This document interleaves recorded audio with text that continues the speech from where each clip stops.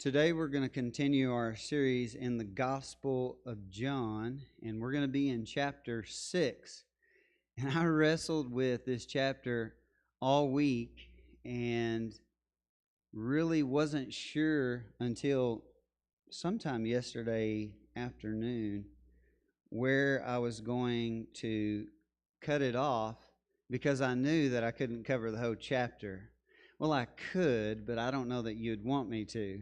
It's the longest chapter in John. There are 71 verses. And it's like chapter 5 and chapter 4 in that there's not a really good place to stop. And so ideally, I would teach this whole chapter and we would be here 3 hours and no one would need to go to the bathroom or be thirsty or hungry. But that's not reality. So I finally decided that I'm going to stop after we get to verse 21. So I'm going to cover 21 verses this week, and you might get out early. Might. I'm not sure. We'll see. Some of y'all's laughing. But once you get past verse 21, you start transitioning into what we see from verse 26 on, and that is a discourse by Jesus, a very important discourse. Because here's the thing about what we're going to learn in chapter 6. It's one of the few stories that is found in all four Gospels. The feeding of the 5,000. And that's followed by the story of Jesus walking on the water, which is found in all the Gospels except for Luke.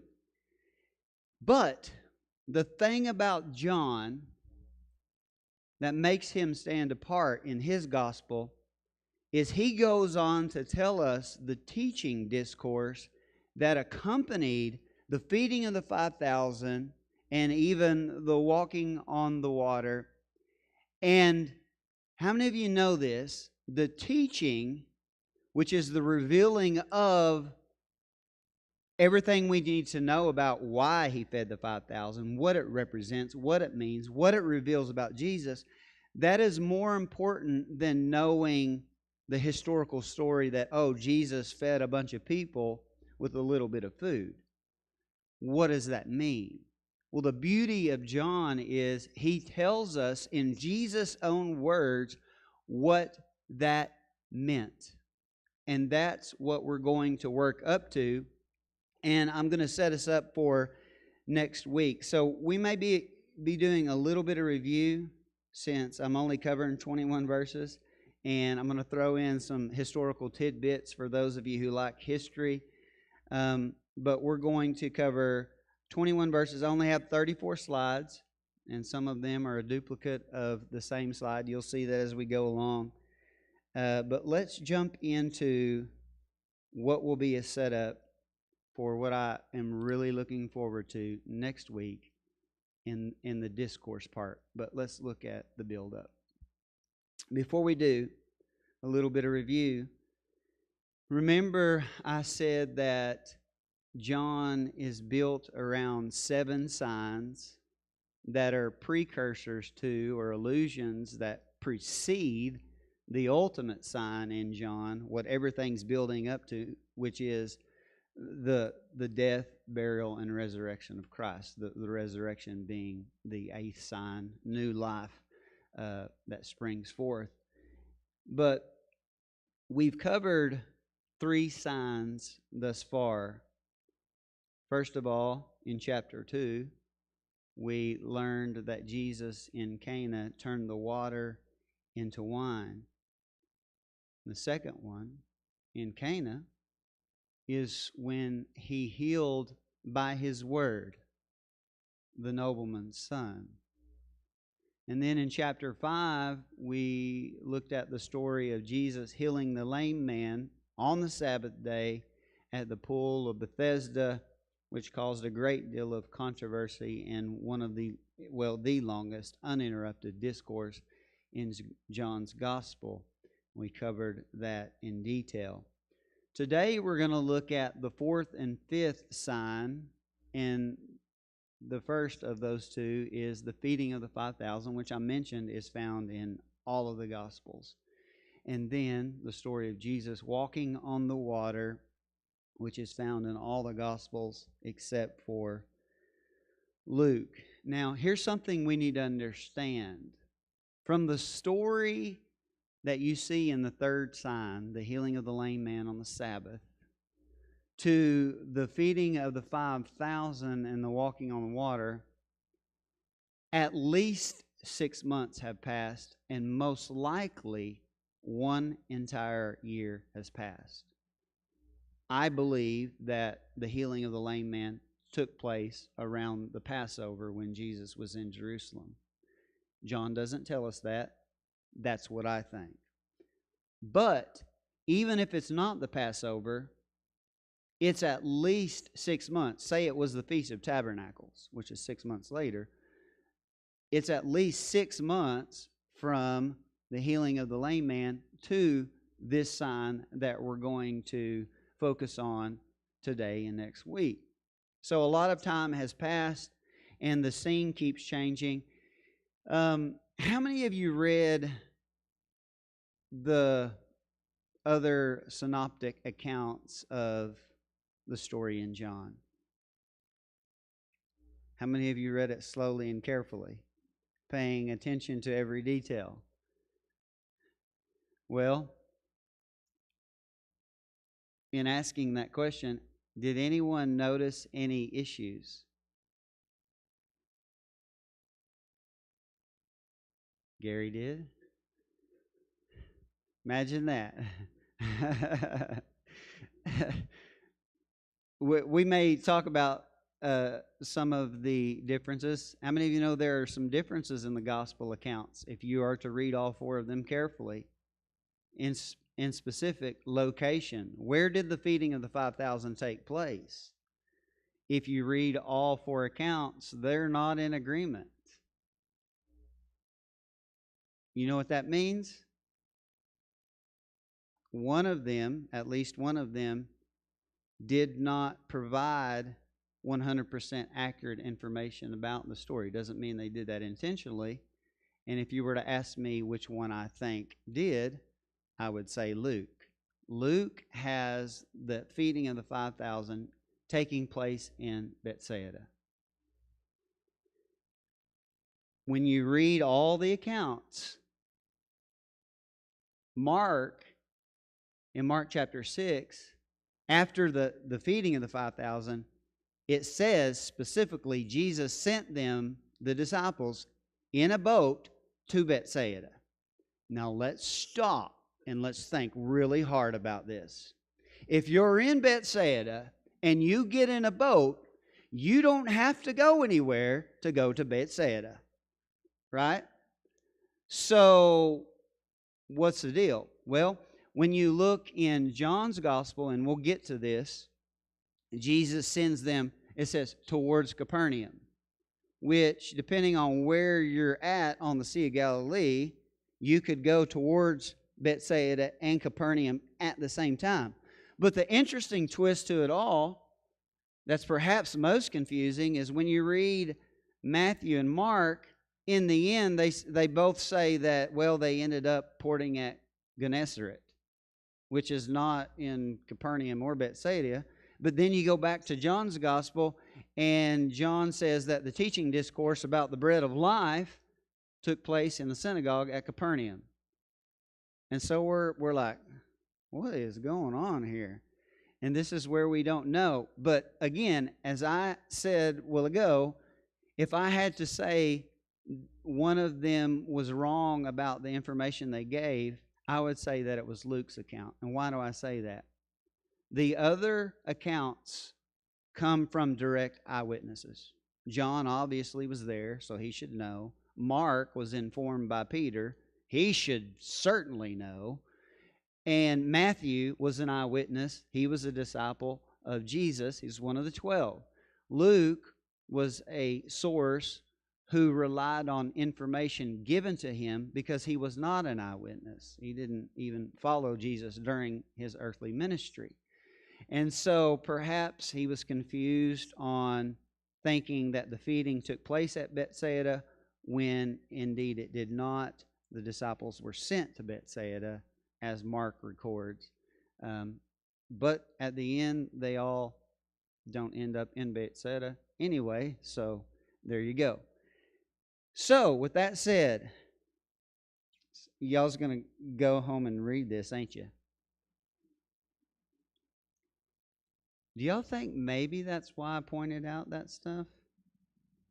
To try to get you to? The details do matter. It doesn't take away from the historical significance, but there are some differences. And this is where opponents of Christianity, because they're more careful at paying attention to detail, will point out things like this. And then the evangelicals say there's absolutely no errors in your Bible. That's not true. There are no errors that would lead to us not putting confidence and trust in it. But to say that there are no differences or discrepancies in the Bible is not true. You're probably not going to hear that in church anywhere else, or very many places. But we're dealing with reality here.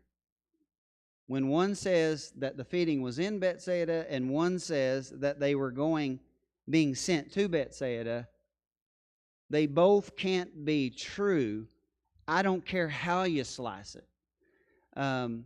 But again, this is not to discredit any of the writers, because I believe they're reliable sources. But if, say Jesus was here, we all love Jesus, and he performed some of the things that we read in the Gospels, and then it was placed upon us the burden of writing down those details. How many of you think some of us would get some of the details out of whack and out of order?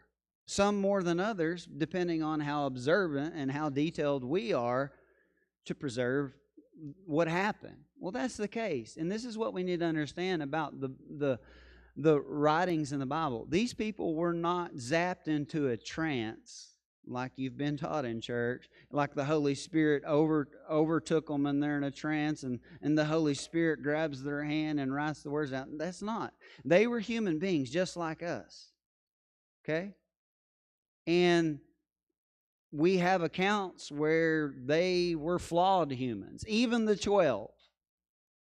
Right? As thankful as we are for the 12, they were flawed human beings that made mistakes and made errors. And that's the point that I want you to show you.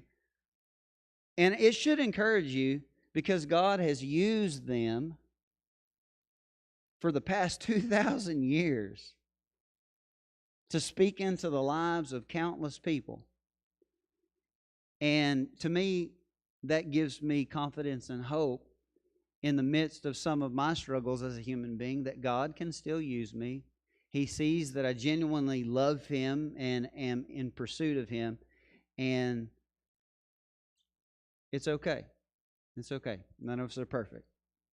So, let's jump into the text. I hope you guys go and read that carefully and don't take my word for it. I double dare you.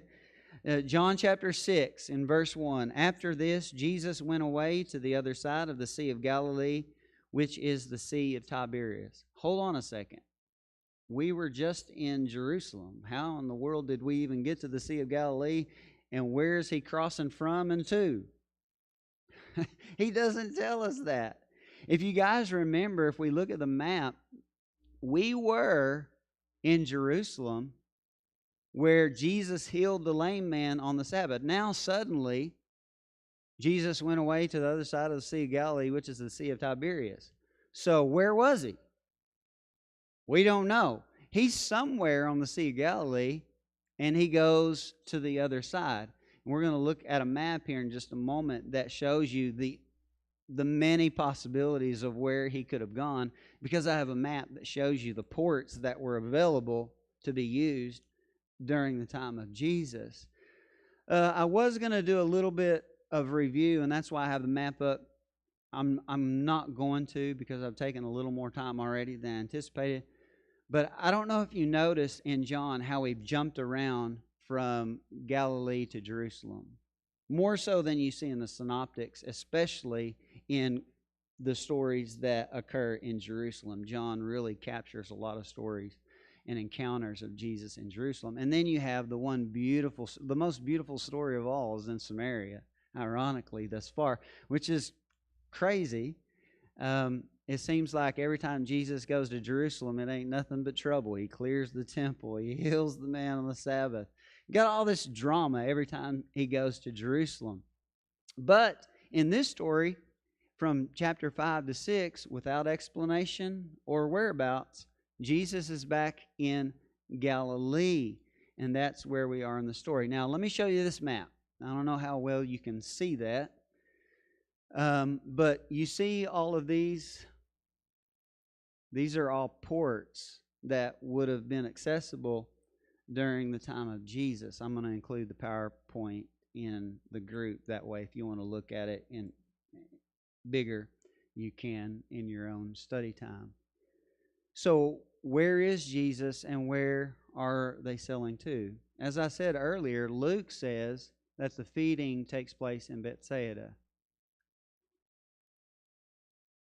But Mark says that after the feeding of the 5,000, the disciples are sent by boat to Bethsaida. So we know both can't be true. John says towards Capernaum. They were sent towards Capernaum. So if we were to look at the map, where could they sail from and it be said that they were sailing towards Capernaum or Bethsaida? Probably from this direction or this direction. Either one of those would be plausible. Again, we're not for sure. Either way, they end up in Gennesaret, and ultimately he goes to Capernaum, and we have the discourse on the bread of life in the synagogue, which would likely occur on the Sabbath day. Again, we're outsiders. We don't know. There's not enough evidence to know conclusively. If you go to Israel, those of you who have been to Israel, they put the feeding of the 5,000 right here, which is not likely because that's where they end up coming back in the boat. And why would you get in a boat to go to Capernaum right there or Bethsaida over here? It just really doesn't make that sense. So at the end of the day, we throw our hands up and say, we're outsiders, we're okay with it, we don't know. But we're going to go with the story and learn as much as we can. Anyway, are you guys with me? So again, after this, Jesus went away to the other side of the Sea of Galilee. Notice he gives it another name, which is the Sea of Tiberias.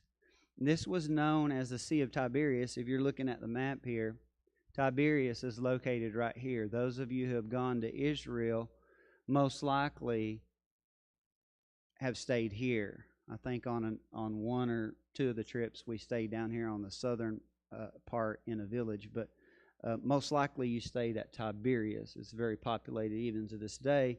Tiberias was a city that was founded in 20 A.D. by Herod Antipas, who was the ruler or the tetrarch of that area, and it was named after Tiberius Caesar, who was a Roman emperor. And so Tiberias came to be a very thriving city from the day it was founded onward. And it had a major port there and still does to this day, matter of fact. I think on some of the Israel trips we've even sailed from Tiberias before. So this is where they're at on the Sea of Galilee. Now watch what the story unfolds.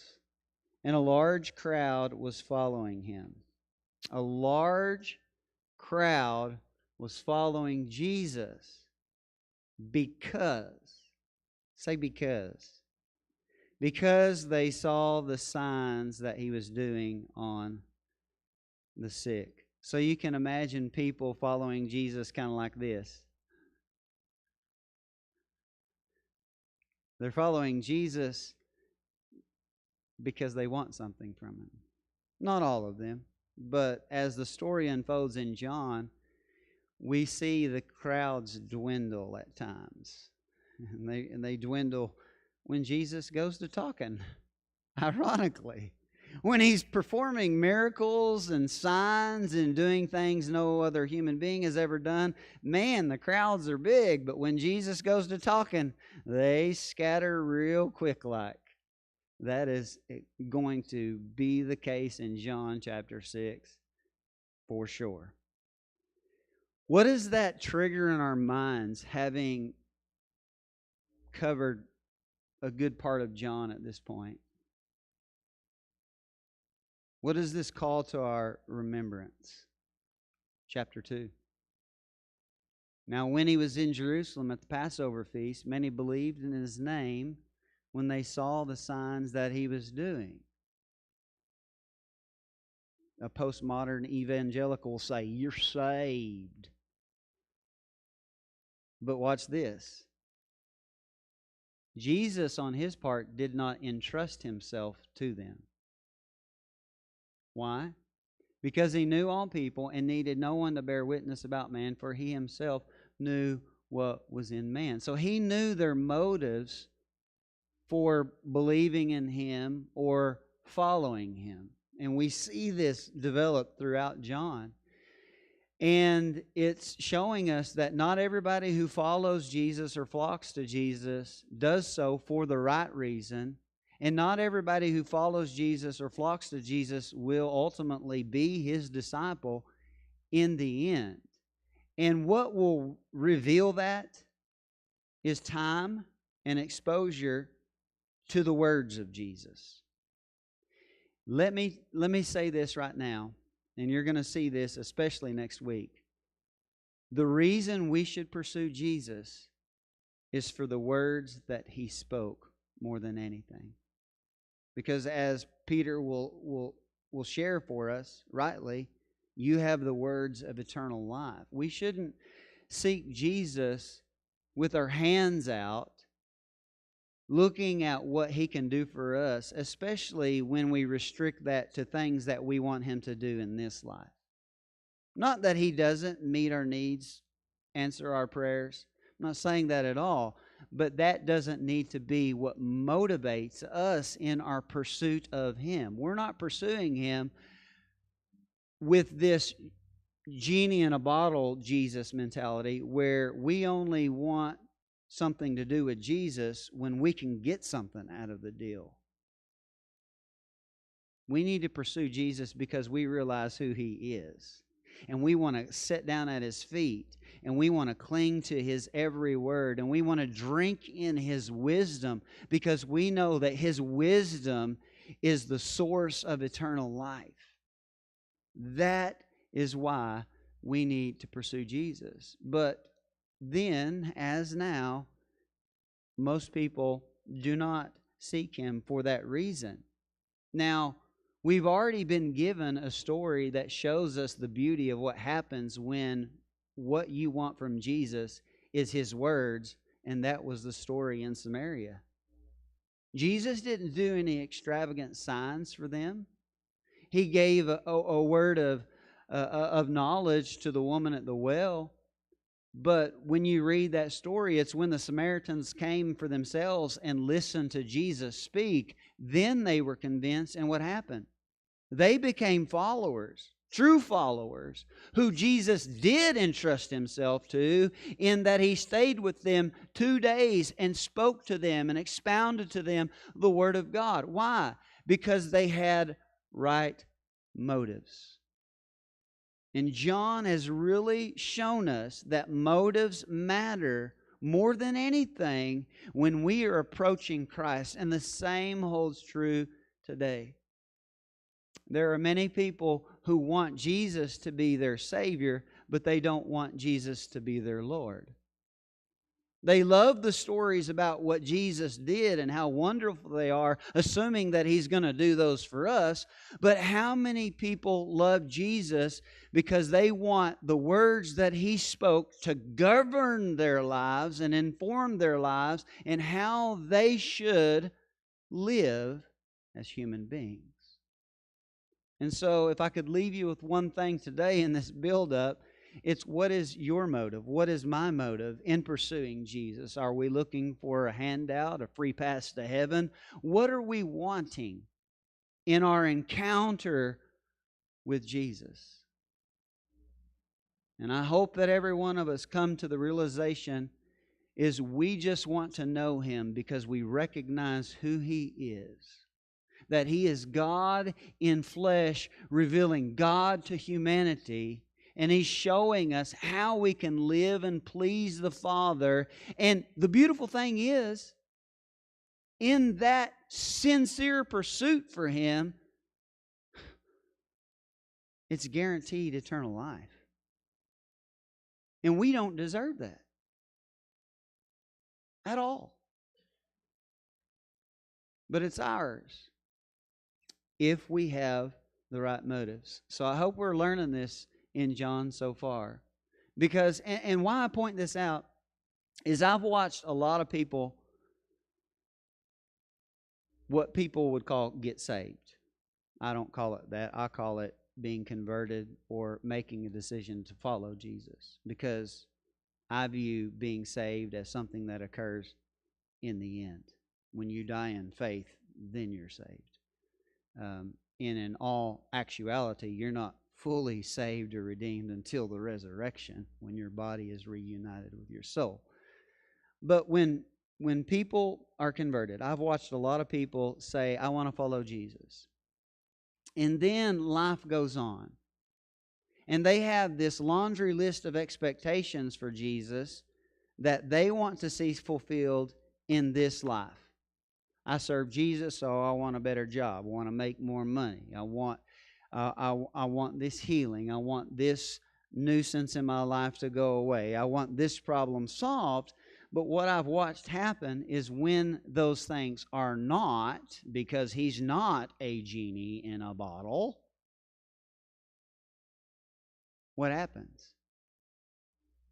Their motives are revealed because one by one, hundreds and hundreds of people over the past 20 years I have watched come and go. Because Jesus proved to be not what they expected Him to be. And we are to seek Him for who He is, regardless of what happens to us in life. Whether we come into prosperity or not, whether we have perfect health or not, whether the world hates us or not, we follow Jesus because He deserves to be followed, because He is God in flesh, and He came to reveal God to us and to deal with the sin issue in the lives of human beings. That is why we should follow Him. Now, can He answer prayer? Sure. He can, and He does. But what I have found in my own life, if I am to be honest, there are many, many things over the past 20 years I have asked Him for that I did not need, and I'm very grateful with the wisdom I now have. He didn't give me some of those things, and He understood that I didn't need some of those things that I asked Him for, because indeed they would have proved to be quite the stumbling block had He given them to me in my lack of understanding at that time. Is anyone else thankful for unanswered prayers? Good Lord.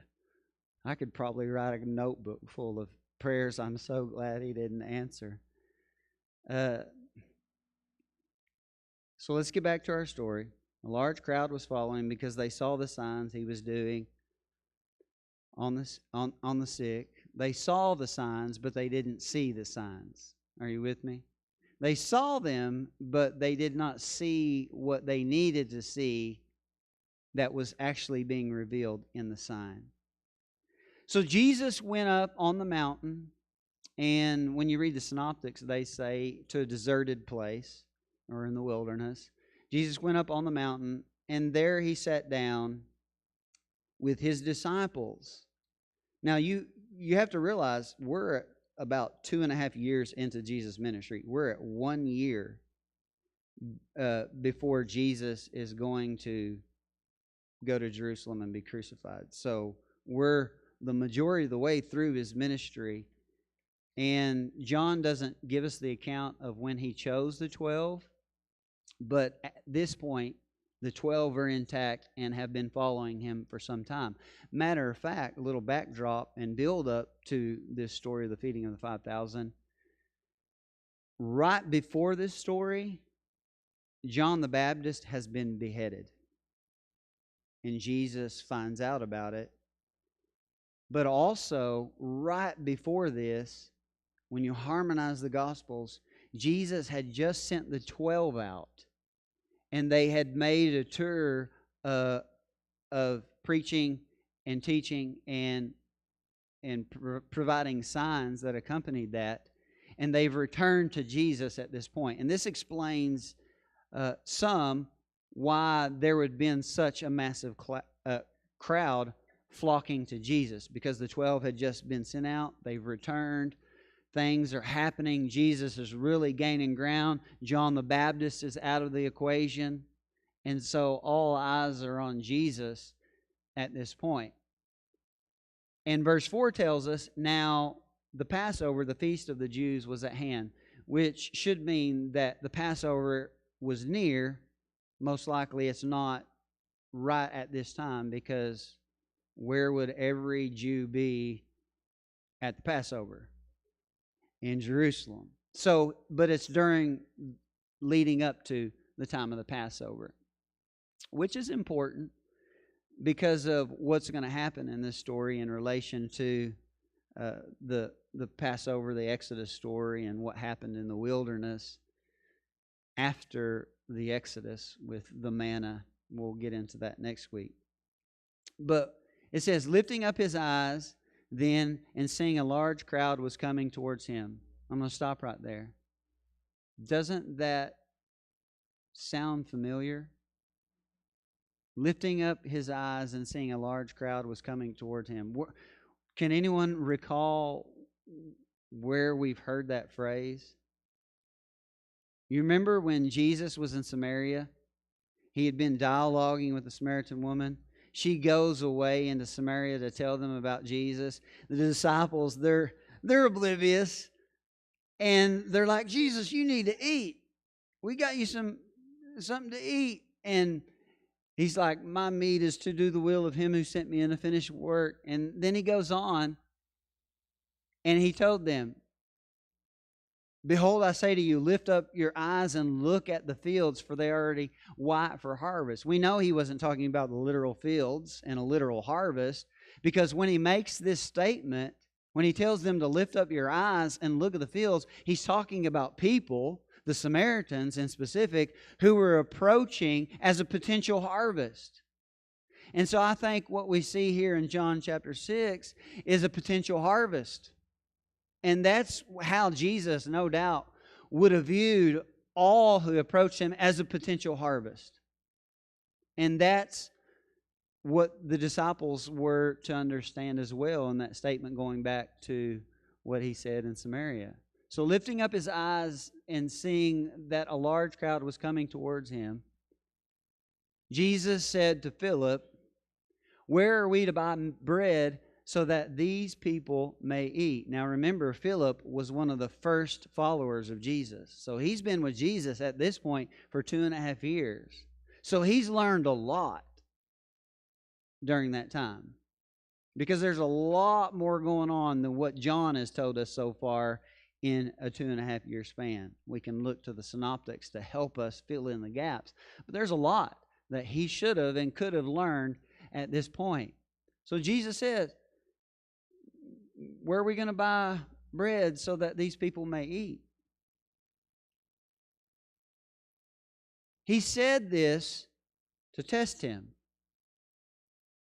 You mean Jesus is going to test Philip? Doesn't a teacher test his students? Right? You know that what a disciple means, I've told you 1,000 times. You're a student. He wants to see how well his student has been doing. So he said that. Where are we going to buy enough bread to feed all these people? He said this to test him, for he himself, Jesus, knew what he would do. Jesus knew what he was going to do.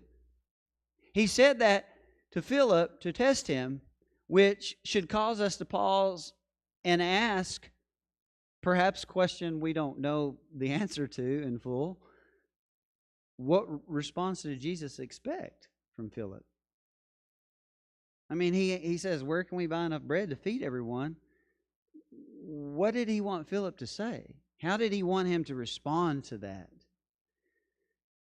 Well, knowing that Philip was one of the first followers, what story follows the choosing of the first disciples? Philip being one of them in chapter 1. Chapter 2, which is a story of Cana of Galilee, where Jesus turned water into wine. So again, we return to that question, what did Jesus expect? What was he looking for as an answer or response from Philip? Again, I don't know that I can satisfactorily answer that. He was looking for something, and he was testing him by asking him that question. Sometimes I would like to write John a letter and say, could you give us a little more information? Because he doesn't always give us the information that we want or sometimes need to fully understand. And that's probably purposeful so that we'll prod into it and look into it and meditate and ponder. So Philip answered him, 200 denarii worth of bread would not be enough for each of them to get a little. Now, a denarii in the first century was the average worker's wage for a day. Now, the day for a wage of an average worker would feed an average-sized family and have maybe a little bit left over. So you're talking about a family of 4 to 5 people that could be fed comfortably on a day's wage. So that means they had enough to feed, as far as currency is concerned, to feed 800 to 1,000 people if they were to buy food for everyone and exhaust their resources.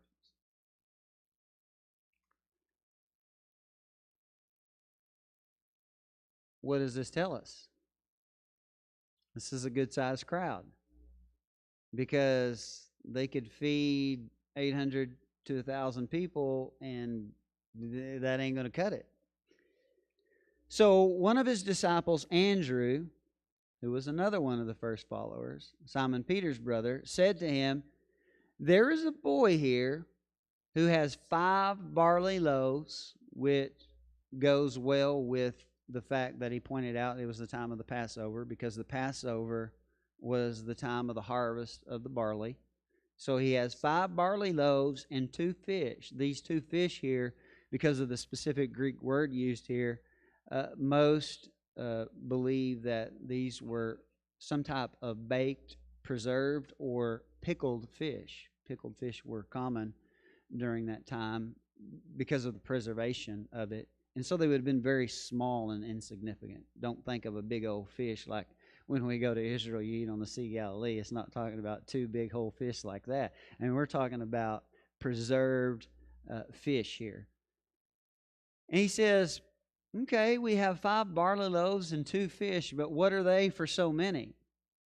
In other words, what good is that going to do us? So why did you bring it up, Andrew? That's what I want to know. You kind of have a hunch, I think, of what might happen. Like he's baiting Jesus, kind of like Mary did in Cana, like, whatever he says, do it. Just have a hunch that he can do something here. And you have to think, it's reasonable to think that they would assume Jesus is capable of doing about anything. I mean, at this point, they have watched him do some pretty amazing things. Jesus said, have the people sit down. Now, there was much grass in the place. So the men sat down, about 5,000 in number. So the men are numbered at 5,000, which tells us there were well over 5,000 people there. Because you have to assume that there would have been women and children present as well. Now, the synoptics in Mark says that they sat down in groups of 50s and hundreds, and Luke says they sat down in groups of 50. And so they're seated. Then Jesus took the loaves, and when he had given thanks, he distributed them to those who were seated. Now, when you read the synoptics, all three of the synoptics say that he gave to the disciples, and the disciples actually did the distributing. He doesn't give that detail here, but he distributed them to those who were seated through his disciples. So also the fish, as much as they wanted. So I want you to envision this, and it's hard to process, really, if you're honest. You got 2 small preserved fish, 5 barley loaves, and he feeds, could be 10,000 people. How in the heck did he do that? I would like to have been there to see how it happened, but I believe that it did happen.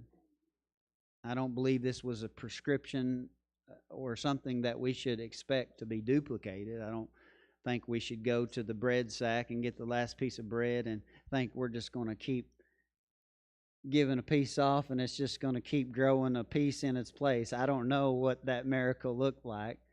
That's not the point. It wasn't prescriptive. It was descriptive. It was telling us an account about Jesus, who is unlike any other, and he was able to do things no other human being has done, and this is one of them. So how he did it, we may never know on this side, but how many of you would be with me and say you believe that it happened? Absolutely. And so they ate as much as they wanted. And when they had eaten their fill, he told his disciples, gather up the leftover fragments. And John is the only one that says this, that nothing may be lost, which was a Jewish custom that every Jew would have done after every meal. They would have saved and tried to preserve the leftovers because they were very frugal people that did not believe in wasting. But I think there's some meaning to what Jesus says. Gather up the leftover fragments that nothing may be lost. So they gathered them up and filled 12 baskets with fragments, and all of the Gospels point this out. 12 baskets with fragments from the 5 barley loaves left by those who had eaten.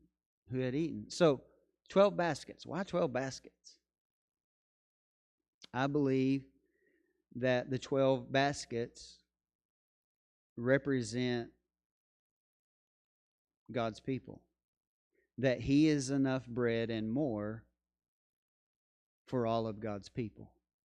And in specific, his own, the Jewish nation, the Jewish people in this miracle. Because we do know from the synoptics that he did go on to feed 4,000, which took place in the Decapolis, which would have had a large Gentile audience, and there were 7 baskets of leftovers, 7 being the number of completion, which I believe is telling us that he is the bread of all humanity, not only the Jewish people, but for the world. And I think all 4 Gospels would align with that reality. And ironically, that's 1 basket per 12 disciple. Again, all of these things are not arbitrary. Why did Jesus choose 12 disciples? He's sending a message when he chooses 12, because they are going to be the leaders of the new covenant. And he's telling us there's a new people of God, and the new people of God is for anyone who will come to Jesus with the right motives, insomuch that Jesus will entrust himself to them and they are God's people. Because another one of the major themes that John develops in his gospel is showing us who is truly a Jew, or who is truly a descendant of Abraham, or who is truly a child of God. So I think these 12 baskets carried by the 12 disciples are telling us quite plainly that Jesus is sufficient for all. When the people saw the sign that he had done, they said, and here's one of the great ironies of John, it's true, but not in the sense that they meant it. They said, "This is indeed the prophet who is to come into the world." This is to believe or associate Jesus with the prophet that Moses spoke of. We read that several weeks ago in Deuteronomy 18. And he is the prophet who's to come into the world. And that's true. He was the prophet who was to come into the world. So it's true in the sense of their confession, but not in the sense of how they understood that role to be played out and their expectation that was tied to how they wanted and expected that role to be played out. And we find that captured in the next verse. So it's true, but not in the sense that they meant it. Perceiving then that they were about to come and take him by force to make him king, Jesus withdrew again to the mountain by himself. In that statement right there, it revealed their motives. They associated Jesus being the prophet that Moses spoke of who would come, which was associated with the coming Messiah, but it was also associated with their expectation of this Messiah being a king-like figure, like King David, and they assumed that this Messiah, he's going to be like any other king. So when he gets here, he's going to bring us out from under the hand of the Romans. He'll overthrow Caesar. He'll rule by force. And we'll take over the world. Because we're God's people. And we deserve a Messiah like that. He's going to make our life easy and wonderful. And we're going to be the head and not the tail. We're going to be blessed coming in and going out. Y'all with me? They had expectations. He's going to be a king like we want him to be a king. Oh, they didn't envision a king with a crown of thorns. They didn't envision a king whose throne is a cross.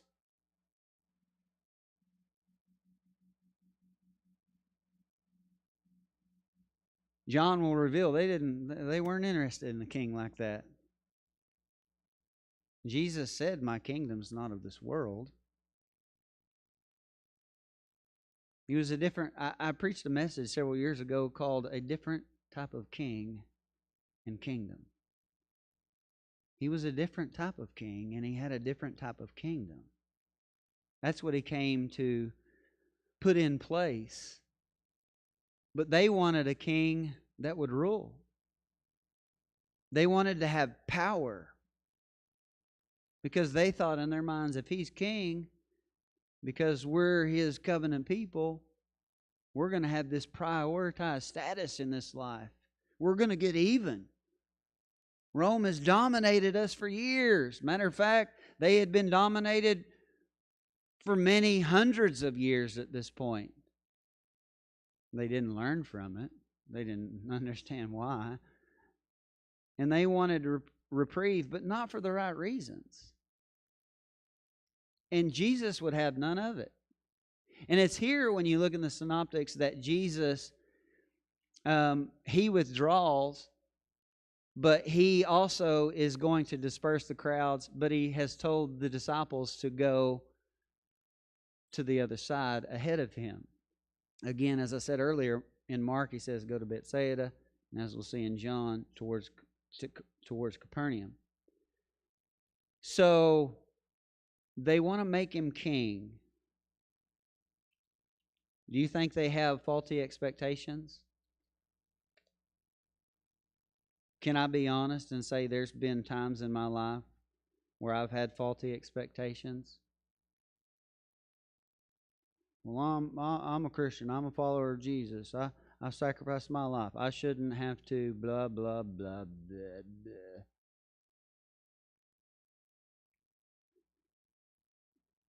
I know y'all are out there. Don't be looking all innocent.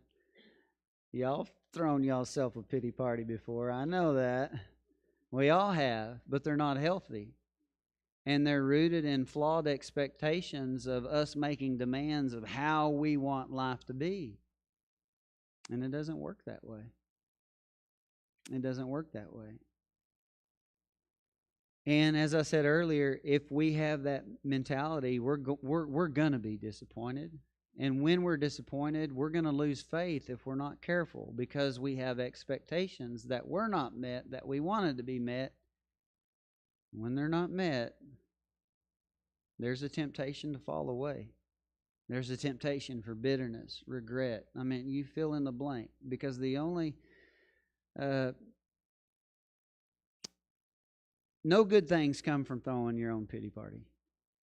And we live in a culture and a society that wants to play the role of the victim. And I was having a conversation with a friend of mine the other day, and we were talking about how over the last many decades, people have become more and more narcissistic. And in that, there is a legitimate amount of abuse that comes forth from those narcissistic people. But what it does is, it turns those who were on the receiving end of their narcissistic behavior, it turns them into the opposite kind of narcissist. Are you following me? Because this narcissist who's overbearing and mean and unjust and unkind causes the victim, they are a victim, it causes them to take on an identity as a victim. But the problem is, when they get to that state, when someone comes along later in life who genuinely wants to help them, and because part of helping them is correcting them in their victim mentality that they've accepted, they identify that good, healthy, sincere correction with that unhealthy, abusive correction that they had earlier in life. And so they reject it because they associate it wrongly with what they had been exposed to prior. And I guarantee you there's a lot of people here today that have been subjected to this kind of narcissistic abuse, and you have that knee-jerk reaction when someone comes along who has your best interest in mind and they give you a little spanking. You associate it with what happened earlier in life. Guys, don't be that person. Don't be that person. I'm telling you, I'm trying to help you. And I see it in so many people. So what happens is you have this overbearing, I don't know why I'm here, but I'm here and I have time, so I'm gonna. So you have this overbearing narcissist who causes this person to shrink back into this victim role. And what they become is what we're dealing with in society today, is the over and above empath who doesn't want any controversy, just wants to live on a cloud and pet butterflies. Are you with me? Don't want any negativity, don't want any correction, but it's an over response to prior abuse. And the abuse was legitimate, guys. I'm not downplaying that. Some of us have been exposed to narcissist deluxe. But I'm telling you, don't become a narcissist on the other end of the spectrum because of what you were subjected to. And I guarantee you will if you fall in that woe is me, I'm a victim mentality. No, you're not. You were a victim, but you're not no more. So stop acting like one. And when someone comes along who actually loves you and cares about you and is trying to help you, don't you dare associate them with that other person in your life who didn't have your best interests in mind. Are you hearing me? I'm trying to help you today. Because a lot of people have been exposed to that kind of treatment, and it hinders them for the rest of their life. I mean, wouldn't it be a tragedy to have finally gotten away from the narcissist in this life only to wake up in hell with them one day because you turned into a narcissist on the other side of the other end of the spectrum?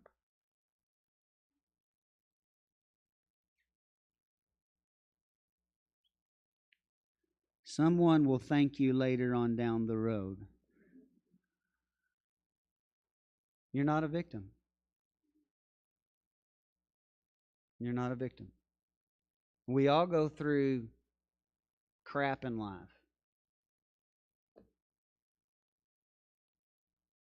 Part of being a human. You live in a fallen world. There's human beings here. What do you expect? And the world isn't trending in a positive direction, morally speaking. It's unraveling each day, crazier by the minute. But don't play the victim. How did I even get on that? I got on it because it's on my heart and I want to help you.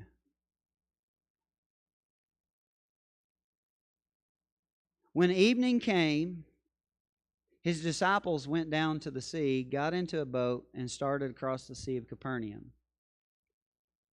Again, the synoptics say that Jesus sent them away. They got in a boat and started across the sea to Capernaum. And it was now dark, and Jesus had not yet come to them. So again, we're not exactly sure where they are. John says they're headed towards Capernaum. Mark says they're headed towards Bethsaida. Where are they? They're somewhere out in this thing is where they're at. That's where I'm going to land. I don't know where they sailed from, but I know where they are. They're on the sea. So they're headed, as John says, across the sea towards in the area towards Capernaum. It was now dark, and Jesus had not yet come to them, which is the author's way of saying, hold that thought, he's on the way, which is indeed what we're going to see. So the sea became rough because a strong wind was blowing. I actually went through my phone, and I found a video from the last time we were in Israel. The weather was terrible. I think we went around Thanksgiving. Some of you guys may have been on that trip. I remember I roomed with Philip Hall on that trip, I believe. So I know he was there. But we were on the Sea of Galilee. You were there. And, man, the wind was blowing. And I was looking out my room, and I got my phone out, and I took a quick little video. In hindsight, I wish I would have taken a better video. I wish I would have held it there and walked outside, even if I might have got blown over. But I want to show you this. So we're going to have some sound here, and I'm going to show you. This is me looking towards the Sea of Galilee from Tiberias. And here is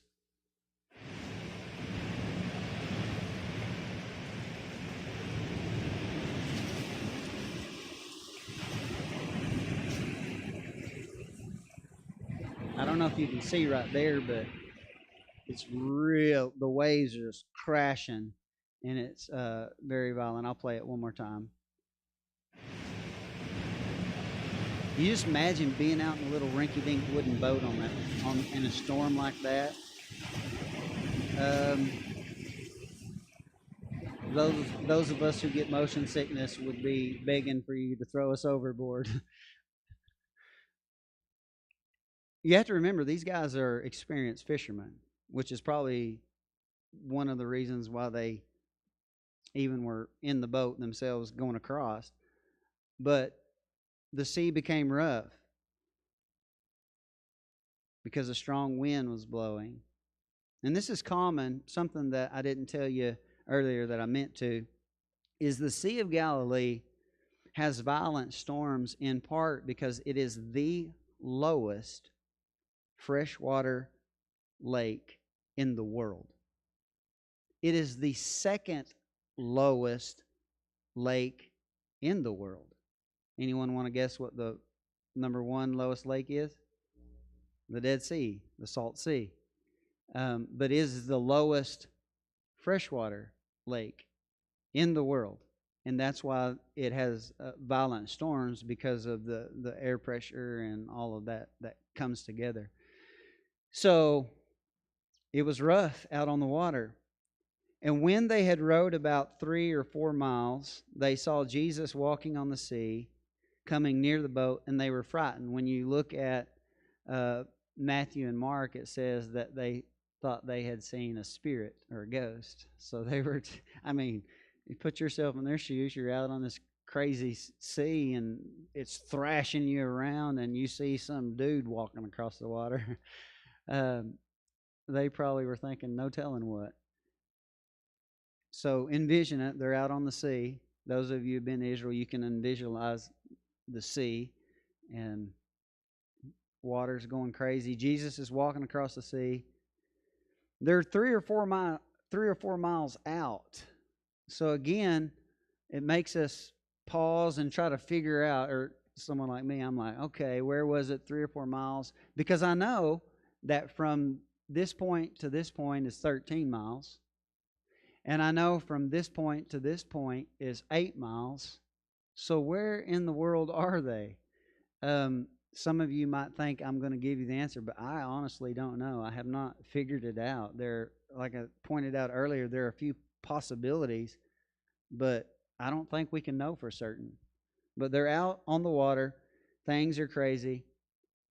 They've rowed 3 or 4 miles. Jesus is walking by, and they're frightened. They think they have seen a ghost. But in verse 20 it says, "But he said to them, 'It is I, do not be afraid.'" Now when you read the synoptics in Matthew, I believe Matthew is the only account that gives us the story of Peter getting out of the boat. Why in the world you'd want to get out of the boat on that water, even if you saw Jesus on that water? I don't know. But Matthew gives us that story. John doesn't mention it, and Mark doesn't mention it, which is saying a lot, because Mark was informed by Peter, so it must have not been a positive thing. Otherwise, wouldn't Mark have shared it when Peter was the source giving him that story? Wouldn't it be a cause for him to show his act of faith by getting out of the boat? I don't believe it was an act of faith getting out of the boat, because Jesus put them in the boat and said, go to the other side. And when you read the synoptics, what does it say? And Jesus would have passed them by. So they're out there struggling, have been for a long time. And how do we know that? Because the synoptics tell us it was the 4th watch of the night, so it was at least 3 a.m., between 3 and 6 a.m. They left around dark. Dude, they've been out there struggling with it.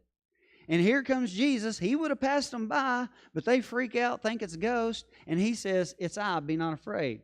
Then you have the story of Peter getting out of the boat. Jesus puts him back in the boat, gets in the boat with him, and this is part where John picks up. "Then they were glad to take him into the boat, and immediately the boat was at the land to which they were going." It's not necessarily saying it was teleported there, but not to rule it out, but I don't think that's what it's saying here. It was immediately they arrived at land where they were going. As I said earlier, when you read Matthew and Mark, they land in Gennesaret. And Gennesaret, if I go back to the map, is right here. So Mark says they were headed to Bethsaida. John says to Capernaum. Well, they end up at Gennesaret, which is easily explained by the storm taking them off the path that they had set out to go. And when they got there, if you go read when they got there, Jesus performed signs and obviously went from Gennesaret to Capernaum on the Sabbath. And that's where we're going to find the discourse that we're going to unpack next week. So you're getting out early this week. I will no doubt make up for that next week because we're going to cover from verse 22 to verse 71 next week. That is subject to change. I may get through it and say there is no way, but that is the tentative plan. I would encourage you to go back and read the synoptic accounts. That way you get the fullest understanding of what exactly took place that day. Any questions? Amber? Yeah, we'll get you a mic.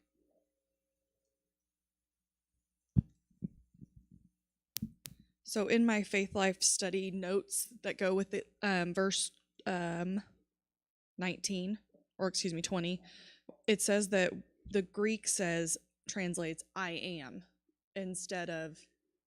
Yeah, it says ego eimi, which is I am in English. And because it was used when the Hebrew Bible was translated into the Greek Septuagint, you find that type of language in Exodus where God is revealing himself to Moses. Right. And so they're saying there's a subtle revealing of Jesus as Yahweh, if you will. I can't argue with that. Obviously, he wouldn't have been speaking in Greek in that particular story. So we're getting a translation of what he would have said in Hebrew. Knowing Hebrew, I don't think he would have said it in a way that necessarily could be identified with the Tetragrammaton, Yahweh, Yudhe, Vavhe, because in Hebrew you would say ani, I, ani, and ani is not part of the verb conjugation that is associated with the sacred name of Yahweh. It's very complicated. If I had a dry erase board, I could show you it, write it down, and hopefully make sense of it. But there are situations where I believe he's revealing himself as Yahweh, and I don't think you can argue against he's showing himself as God in walking on the water. No doubt about that. So he is Yahweh in the flesh, as John 1 pointed out. But it's a translation thing that really they're using to make the point, but I can't fuss with it at all. Okay.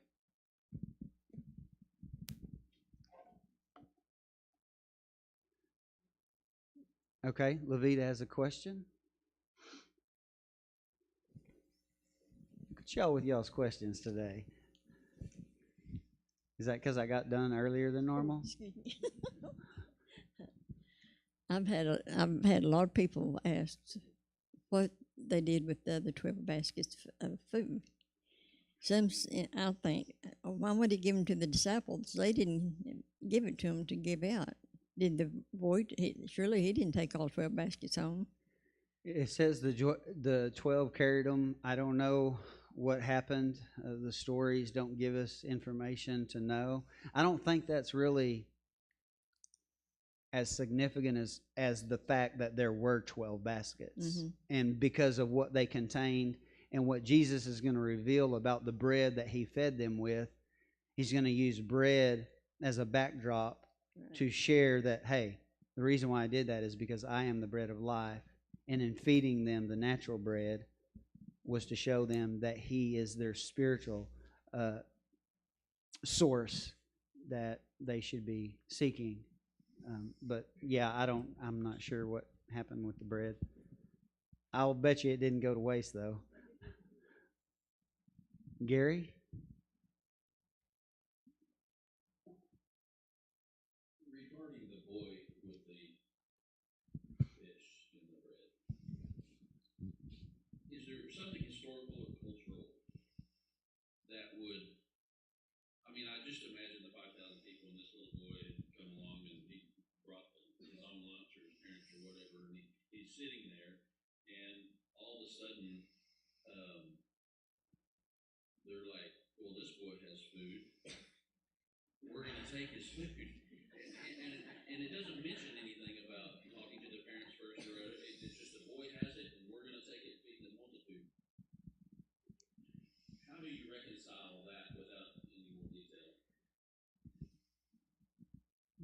Do you know who it is that needs it?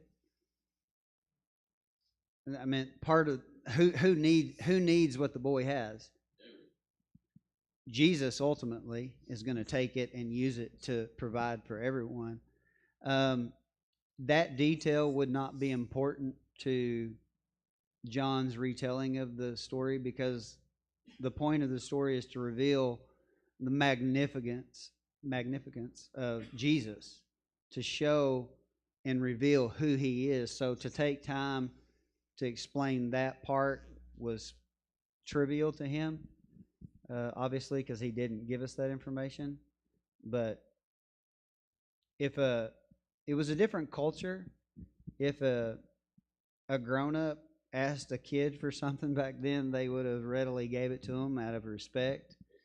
But he didn't get cheated, because he got a bigger meal for the deal, for sure.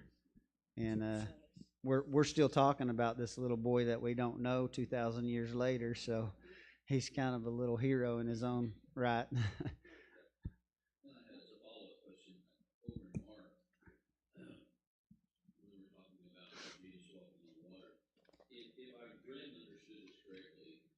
sent the multitude away, and then he went up on the mountain to pray.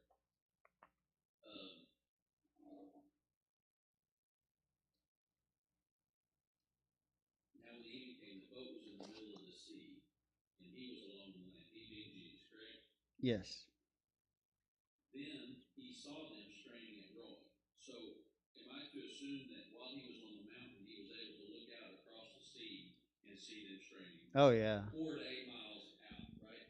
From where his vantage. 3 to 4 miles at the most they were out at the furthest point. And anywhere you were to be on a high place surrounding the sea, you would be able to see out on the Sea of Galilee.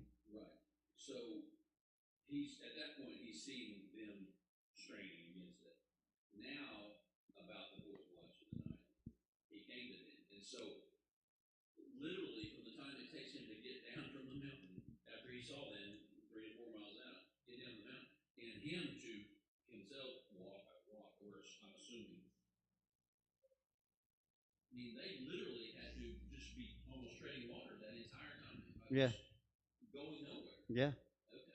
Yeah. I just want to make sure I understood. Yeah, they were out there for hours, and he let them be. He obviously could have got there sooner, but he didn't. He let them struggle. He let them fight the storm. I think there's something we can learn from that reality. But yeah, good point. Any other questions? An echo to Genesis 1 in that God is ruler of over the chaos. I can't argue with that. Yeah, he is definitely taking authority over the chaotic waters. Tied to Genesis, definitely could see that being him revealing, I am the creator. Because probably around 6 months before this, you have the story of him calming the sea. Here he walks on it, and so both of those could definitely be allusions to him having mastery over creation and over the chaos. Yeah, for sure. Good point.